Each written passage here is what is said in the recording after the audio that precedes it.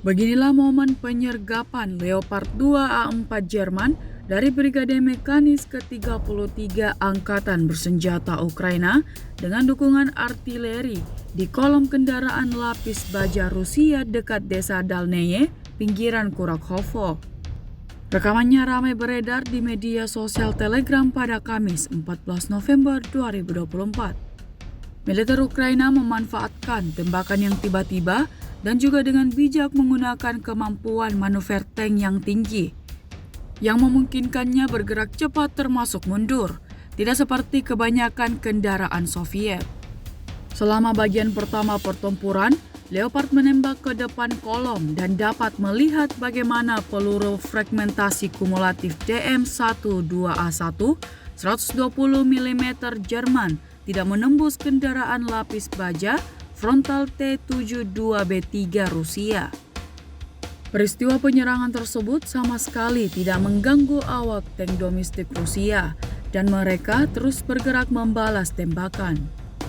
Bagian kedua dari pertempuran tersebut tampaknya sudah terjadi pada saat mundurnya kolom Rusia setelah infanteri mendarat di dekat desa. Dan di sini kru Ukraina setelah mengubah posisi mereka, menembak ke belakang berhasil mengenai tank demi tank serta kendaraan lapis baja ringan lainnya.